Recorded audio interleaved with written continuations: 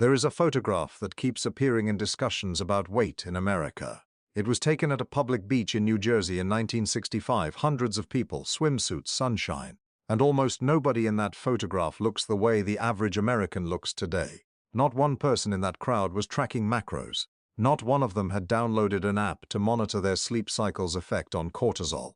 There were no meal prep containers stacked in their refrigerators, no registered dietitian on speed dial, no $40 supplement shaker sitting on the counter next to the blender. And yet there they are, slim, unhurried, eating hot dogs. Now here is the part that should genuinely stop you. The people in that photograph were not disciplined in the way we use that word today. They were not grinding. They were not optimizing. Most of them had never once thought about their relationship with food in any deliberate, conscious way. They simply lived inside a set of psychological assumptions about eating, appetite, and the body that were so deeply embedded in everyday American life that nobody even noticed they existed. This is not a video about calories or exercise. We covered that territory before. The plate sizes, the housework, the walking. If you have not seen that one, it is worth your time. This video goes one layer deeper. This is about what was happening inside the minds of slim people in the 1960s. The beliefs they held without knowing they held them. The psychological architecture that kept appetite in its place without a single conscious act of willpower. The unspoken rules of a culture that no one wrote down because no one needed to write them down, because everyone already lived inside them. Because the research that has emerged over the last 30 years points to something that the diet industry has spent billions of dollars trying to obscure. The difference between a slim person and a struggling person is almost never about information. It is almost never about discipline. It is about the invisible mental framework they carry into every single meal. And in the 1960s, that framework was built into the culture itself. Then, quietly, over the course of 2 decades, it was dismantled, and almost nobody noticed it happening. If this is the kind of history that makes you look at the present differently, hit subscribe and drop a like. We publish every week, and this channel exists for exactly this kind of excavation. Now, let us talk about what slim people actually believed. The first thing you have to understand is that in 1960s America, food did not have a psychological weight the way it does today. That sentence sounds strange, so let it sit for a moment. Today, food is moralized. Every bite carries a verdict. A donut is not a donut. It is a failure, a reward, a cheat, a comfort, an indulgence, a moment of weakness, or, depending on which wellness influencer you follow, either a toxin or a justified treat in a balanced lifestyle. Food in the modern American mind is never neutral. It is always evidence of something. In the 1960s, food was largely just food. A woman in Omaha sitting down to pot roast and green beans on a Tuesday evening was not performing an act of virtue. She was not breaking a streak. She was not eating clean or eating dirty. She was having dinner. The meal was not a referendum on her character. It was fuel, and it was pleasure. And it was the thing you did at 6 o'clock because that was when dinner happened. Psychologists who study eating behavior have a name for the modern phenomenon this replaced. They call it cognitive dietary restraint, the chronic mental effort of monitoring, evaluating, and regulating food intake based on rules rather than hunger.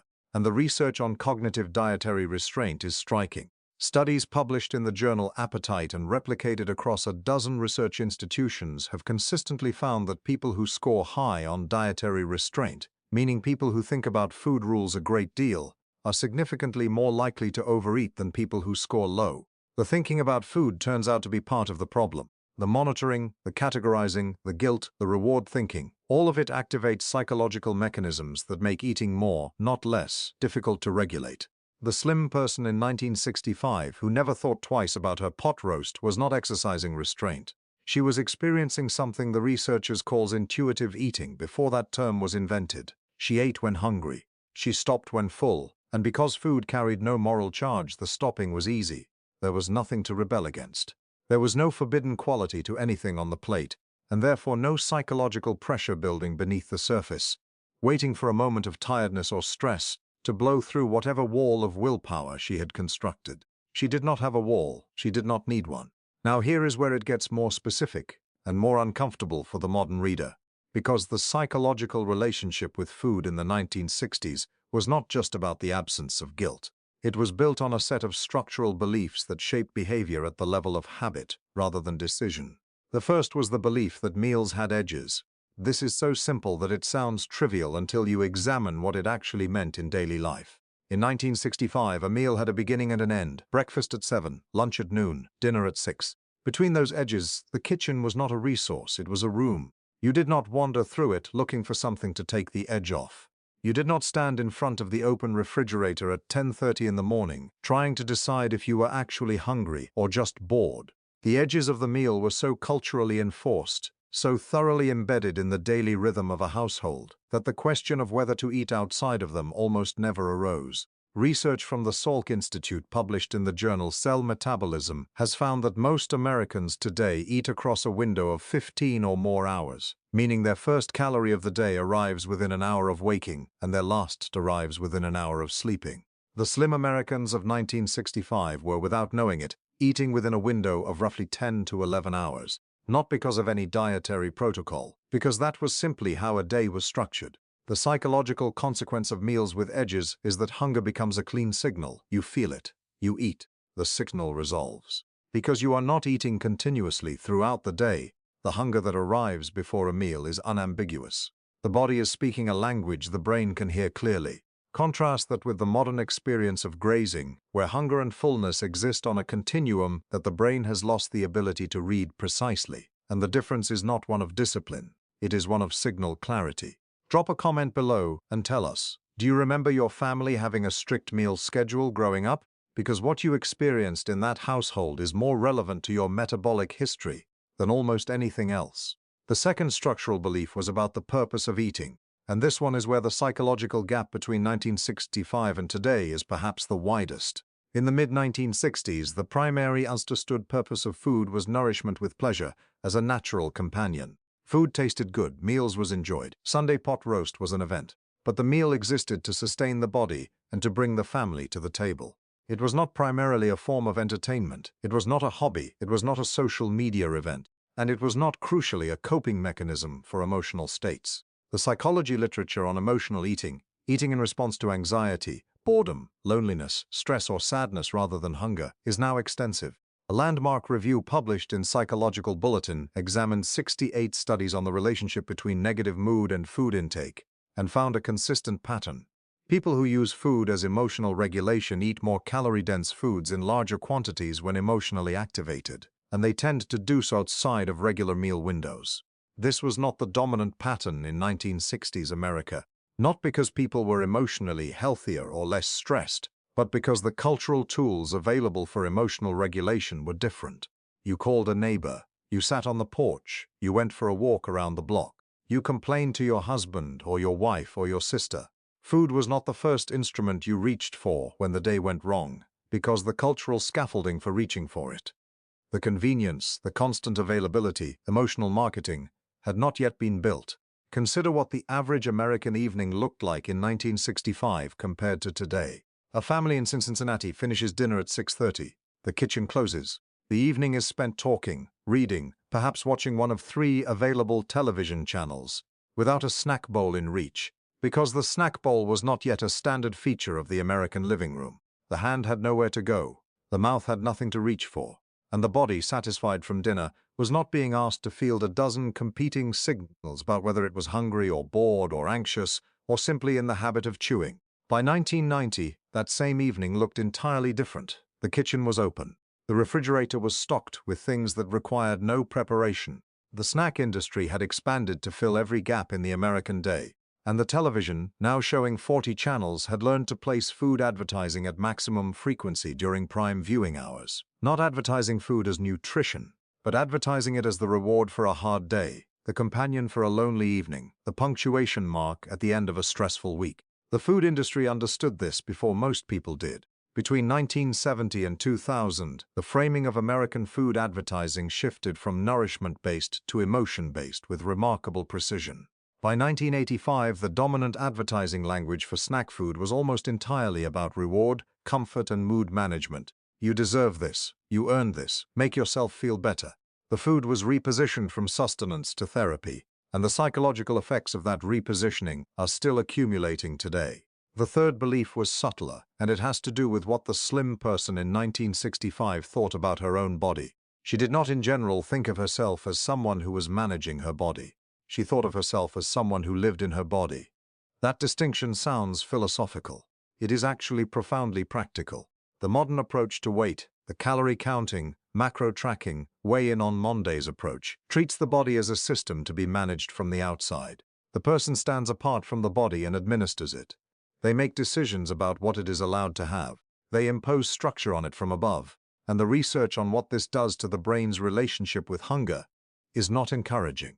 A 1994 study by Janet Polivy and C. Peter Herman at the University of Toronto, two of the most cited researchers in the psychology of eating, established what they called the abstinence violation effect in the context of dietary restraint. The mechanism works like this. A person following a strict dietary rule violates it. They eat a piece of cake at a birthday party, or they grab a handful of chips from the bowl on the kitchen counter. Their brain registers a violation, the rule has been broken. And rather than stopping, many people experience a rapid escalation in eating, what Polivy and Herman called the what the hell effect. The thinking goes, I already ruined it, I may as well keep going. This effect requires a rule to violate. It requires a framework of permitted and forbidden. The woman in Omaha in 1965 eating pot roast experienced the abstinence violation effect when she took a second serving of mashed potatoes because there was no rule against second servings of mashed potatoes. The cake at the birthday party was cake. It was not a failure, it was not a transgression, it was just cake. She ate it, and her brain registered nothing except the pleasure of the thing. And she moved on without a second thought, because there was nothing to spiral around. The slim person's psychological relationship with food was largely characterized by the absence of the structures we now believe are necessary for managing it. No rules meant no rule violations. No rule violations meant no spiral. No spiral meant the meal ended when the body said it should, rather than when the psychological damage of a perceived failure had burned itself out. If you have been watching this channel for a while, and this is landing differently than you expected, consider sharing it. A like genuinely helps us reach people who need to hear something other than what the diet industry is selling them. There is a fourth thing, and this one requires a moment of honesty about where the research stands, because it is more contested than the others. Several historians of American food culture, including the sociologist Fielding Singh, whose work on food and social class has been widely cited, have argued that the relationship with food in mid-century America was also shaped by a kind of settled scarcity memory. The adults of 1965 were largely the children of the Depression and the parents of the post-war years. Many of them had grown up in households where food was not always guaranteed, not in a dramatic emergency room sense, in the quiet daily sense of knowing that nothing was wasted, that leftovers were treasure, and that a full plate was something to be genuinely grateful for. The psychological consequence of that background, and this is where the research is more suggestive than definitive, may have been a relationship with food that was fundamentally different in texture from the relationship formed in abundance. Food was valued not because it was forbidden, but because it was meaningful. It was not taken for granted. It was not infinite. And things that are not taken for granted tend to be consumed more carefully, more attentively, more deliberately. Not because of a rule, but because of a felt orientation toward the thing itself. When a woman in 1965 set a pot roast on the table after 2 hours of preparation, she was aware of what it had cost in time, in money, and in effort. That awareness was not anxiety, it was attentiveness. And attentiveness to food, the actual sensory experience of eating, the awareness of each bite, is something that researchers studying mindful eating have since identified as one of the most reliable predictors of appropriate portion regulation. Not because mindful eaters are trying to eat less, because they are paying enough attention to notice when they are full. The counterargument, and it deserves acknowledgement, is that this reading romanticizes material deprivation and attributes psychological virtue to what was simply a response to scarcity. The people who grew up in Depression-era households were not slim because scarcity made them wise. They were slim in part because the scarcity was real, and the calories genuinely were not always there. Both things can be true, the material reality of scarcity-shaped appetite in one direction, and the psychological residue of that experience, the attentiveness to food, the absence of taking it for granted, persisted even after the material scarcity had ended, carrying behavioral effects into an era of plenty. By the time that residue had worn out of the culture by 2 generations of unprecedented abundance, the psychological relationship with food had already shifted. The children born in the 1970s grew up without the scarcity memory. They grew up inside abundance, which is not, it turns out, a neutral environment for the psychology of appetite. There is one more piece of the psychological picture, And it is the piece that most modern discussions of 1960s slimness prefer not to examine too carefully. The slim people in that 1965 beach photograph were also living inside a culture with an extremely narrow definition of acceptable bodies, and that culture enforced its standards with a social cruelty that would not be tolerated in most public settings today. Women who did not meet the slim standard faced open ridicule in workplaces, in social settings, and in the pages of every major magazine.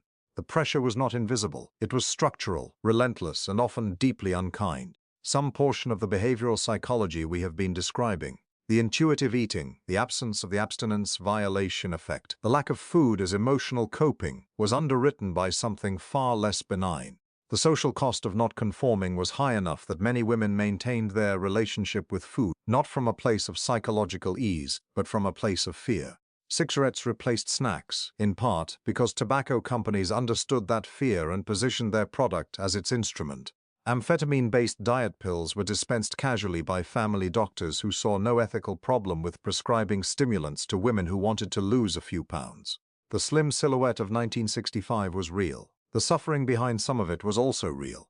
This is not a reason to dismiss what was genuinely functional in the psychological relationship with food during that era.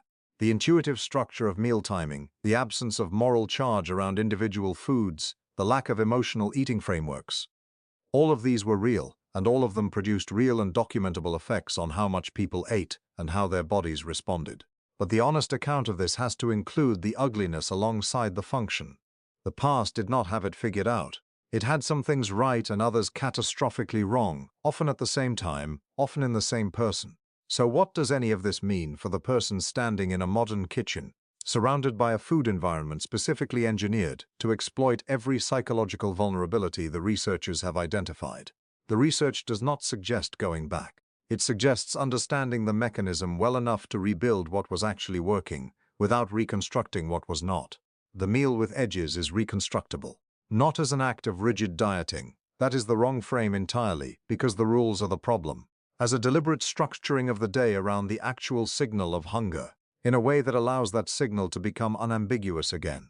The goal is not restriction, the goal is clarity. And clarity, it turns out, is what the body has been trying to find its way back to for 60 years. The absence of moral charge around food is reconstructible. Not by pretending that all foods are nutritionally equivalent, they are not, but by removing the verdict and failure framework from the act of eating, so that a piece of cake at a birthday party is once again just a piece of cake, and the what the hell spiral never gets the foothold it needs. The moment food stops being evidence of character, it stops having the psychological leverage to undo a week of sensible choices in a single sitting. The distinction between hunger and emotion is reconstructible, not by suppressing emotion, but by expanding the toolkit for managing it, so that food returns to being one pleasure among many rather than the most available instrument for every feeling that arrives uninvited. The woman in 1965 who called a neighbor when the days went sideways was not more virtuous than her granddaughter who opens the pantry door. She simply had a different reflex built by a different environment. The slim person in 1965 was not a model of perfection. She was a product of her environment, which had solved some problems we have since created, while carrying others we have since partially, imperfectly begun to address. The beach photograph from New Jersey is not an indictment of the present, or a nostalgic argument for returning to a world of cigarettes and diet pills and social cruelty about body size. It is evidence that the human body, given a psychological environment that does not work against it, tends toward a kind of equilibrium that does not require a subscription, a protocol, or a 40-page meal plan. The subscription this channel asks for is considerably simpler than that. Hit subscribe if you want to keep pulling at threads like this one. The invisible systems, the hidden assumptions, the things that changed while nobody was watching and left a gap nobody has quite been able to name. And if this landed for you, if something in here shifted the way you think about appetite or psychology or the distance between 1965 and now, leave a comment below. Tell us which of the 4 psychological beliefs surprised you the most, because the answer to that question might be more revealing than any meal plan you have ever followed. That gap between eating without thinking and thinking without eating may be the most consequential psychological shift of the last 60 years. And it happened so gradually that almost nobody noticed it closing.